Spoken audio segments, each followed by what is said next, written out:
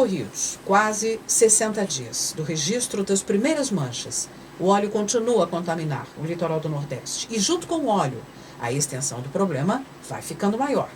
Além da contaminação de ecossistemas marinhos, há a repercussão econômica e social. Além do risco à saúde dos voluntários, que têm retirado óleo de diversas praias, vocês devem ter visto, não é? Pelas reportagens, como se não bastasse tudo isso, o ministro do Meio Ambiente, Ricardo Salles, insinuou que o derramamento teria sido provocado pelo navio Esperança do Greenpeace, repetindo uma estratégia já utilizada de culpar as ONGs pelos problemas ambientais que o governo não resolve.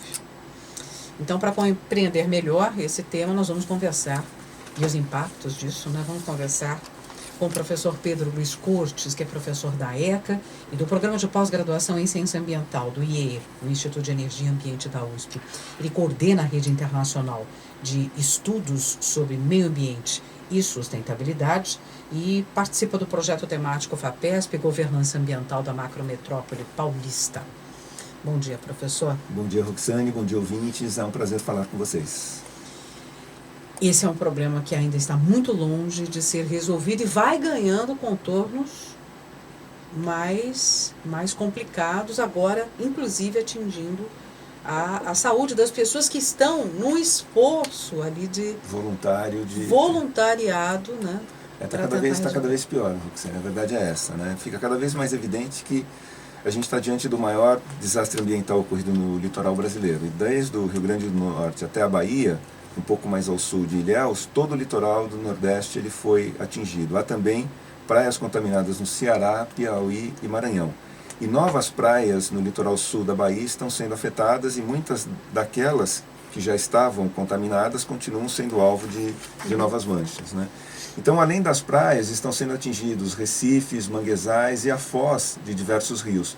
Todos esses ambientes são fundamentais para a vida marinha e a contaminação prejudica seriamente toda a cadeia reprodutiva. As praias, a gente consegue até limpar, elas podem passar por um processo de limpeza, mas a remoção é impossível nos recifes e muito complicada nos manguezais, praticamente impossível nos manguezais e também na foz dos rios. Isso vai gerar um impacto na reprodução de peixes e crustáceos, por exemplo, algo que pode perdurar aí por muitos anos. Já encontraram, né, professor, peixes já contaminados? Sim, sem dúvida há. E isso é um risco também para o consumo da população. Uhum. E tudo isso já está gerando um impacto econômico e social muito grande. Há naturalmente o prejuízo ao turismo, né? As pessoas vão começar a repensar as praias do Nordeste como destino turístico, especialmente enquanto perdurar a contaminação das praias. Mas é importante lembrar que não basta a remoção das areias contaminadas. Muitas praias têm recifes que já estão cobertos de óleo, cuja remoção é literalmente impossível. E isso poderá representar um sério risco para os banhistas, pois as águas também estarão contaminadas. Além disso, toda a atividade pesqueira ficará seriamente comprometida, pois há o justificado receio de consumir produtos, como peixes e crustáceos, que estejam contaminados, né? E a gente tem visto, né, como você já mencionou, mutirões de voluntários preocupados em retirar o óleo das praias, mas há o sério risco de contaminação desses voluntários. É como se as pessoas estivessem lidando diretamente com diversos derivados de petróleo ao mesmo tempo.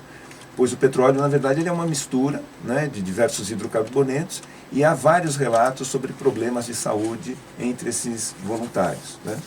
E o que o governo tem feito ou não tem feito, né? Então, na verdade, o resumo da ópera seria uma falta muito grande de ação do governo federal, né? O governo federal ele atua mais como um observador distante que não sabe o que fazer ou como fazer. Ao invés de coordenar as ações de identificação, contenção e remoção desse óleo, prefere insinuar que houve uma ação deliberada de contaminação.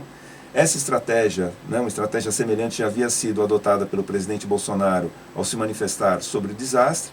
E ontem o ministro do Meio Ambiente, Ricardo Salles, né, lançou uma pérola no Twitter, insinuando que o óleo havia sido derramado pelo navio Esperança do Greenpeace.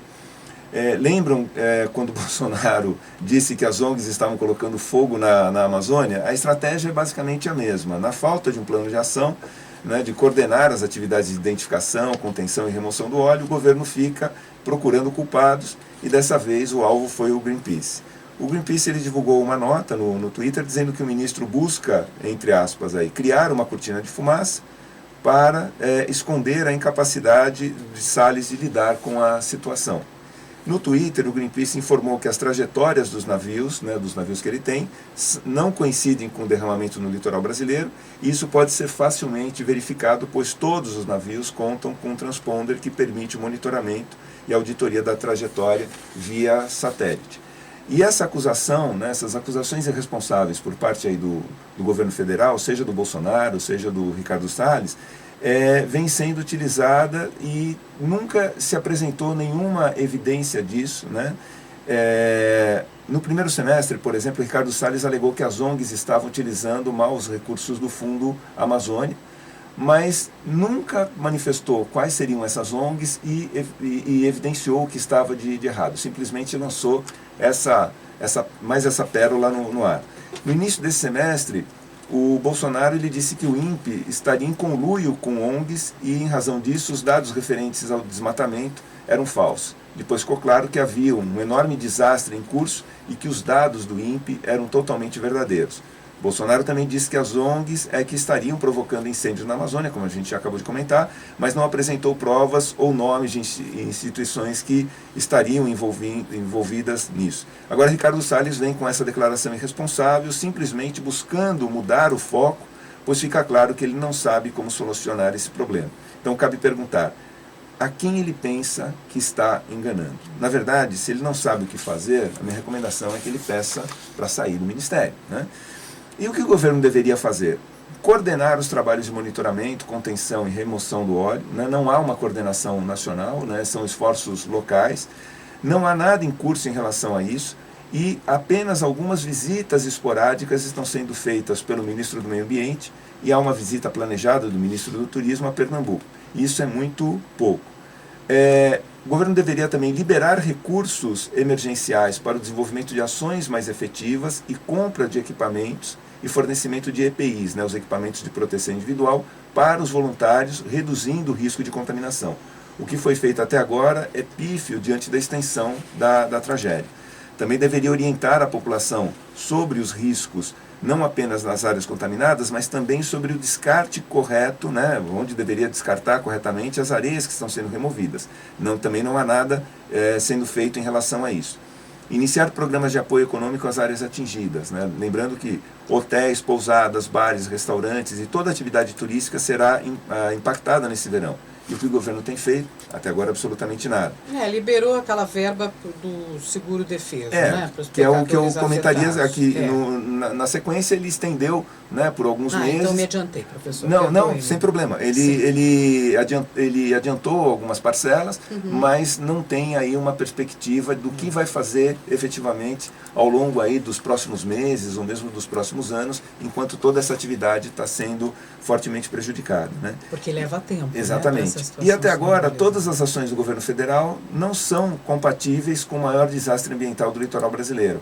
Há uma nítida incapacidade de ação, eles não sabem efetivamente o que fazer. Então, fica claro que o governo federal, o Ministério do Meio Ambiente, não sabe como lidar com esse tipo de situação. Diante desse desespero de não saber o que fazer, não saber como proceder, agora eles começam a buscar culpados. Assim, olha, a culpa foi do Greenpeace, ou a culpa foi... Estava claro que em algum momento eles iam tentar penalizar as ONGs, porque eles já vêm adotando essa estratégia desde o primeiro semestre. Uma questão, claro. O ministro falou em rádio e TV nessa semana e despediu oficialmente a OEA, um esclarecimento da Venezuela. Também tem essa outra tese de que seria... Aliás, estudiosos de algumas universidades confirmaram que é compatível, O óleo ele é compatível, mas o que eles tentam, às vezes, tentam colocar é que teria sido uma ação deliberada do governo do Maduro.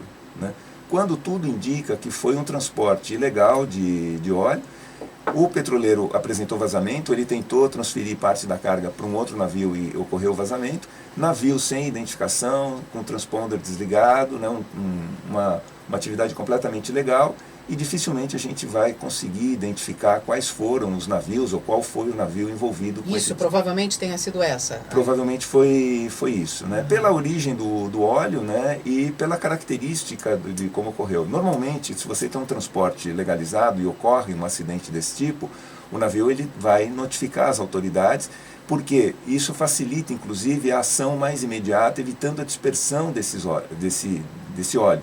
Se você consegue agir imediatamente, você consegue drenar boa parte desse óleo usando navios-tanque, evitando que ocorra a dispersão. Pelas simulações, isso teria ocorrido entre final de junho e começo de julho, né? E depois de alguns meses, isso começa a se disseminar. Em agosto é que começa a aparecer. Começa a aparecer por conta das correntes marítimas, né? Então agora isso vai se disseminando ao longo aí do litoral, já atingindo o litoral sul da Bahia, com perspectivas de chegar ao Espírito Santo. Quer dizer, um desastre muito grande. Isso é gigantesco. Gigantesco isso. E as ações do governo federal não são compatíveis com a extensão dessa tragédia. Olha, o governo, só para finalizar, lança um portal, e é bom porque é o oficial aqui, e até o momento tem um portal que eles estão reunindo todas as informações sobre o que vem sendo feito, né? E até o momento, deixa eu atualizar aqui, 1.027 toneladas de resíduo teria sido recolhido até... É muita coisa.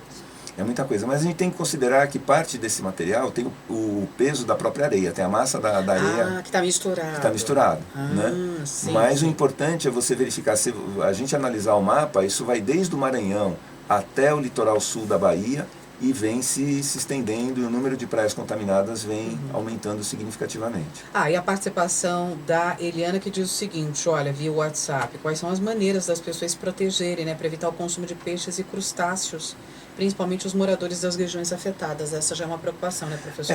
Tanto a contaminação direta ali na pele, quanto a ingerir esse alimento. Em relação à atuação dos voluntários, eles teriam que usar EPIs apropriadas para evitar esse contato, né, ou aspirar os vapores, né, do óleo. E em relação ao consumo de peixes e crustáceos na região Nordeste, a minha recomendação atual é que seja evitado, porque a gente não sabe a origem e também não sabe se esse material, né, se esses alimentos estão ou não contaminados. Então, assim, a população do Nordeste ela perde uma fonte importante de proteína e facilmente acessível. Professor Pedro Luiz Corte, sempre às sextas-feiras aqui com a gente. Muito obrigado pelos esclarecimentos. E não se esqueça, você pode acessar esse nosso bate-papo aqui semanal também. Claro, a gente publica no nosso portal, jornal.usp.br, mas também pelo canal no YouTube. Veja, compartilhe, o ambiente é o nosso meio. O nosso meio. Espero que na semana que vem a gente tenha notícias muito melhores para dar a todos. Obrigada, professor. Até a próxima. Até a próxima.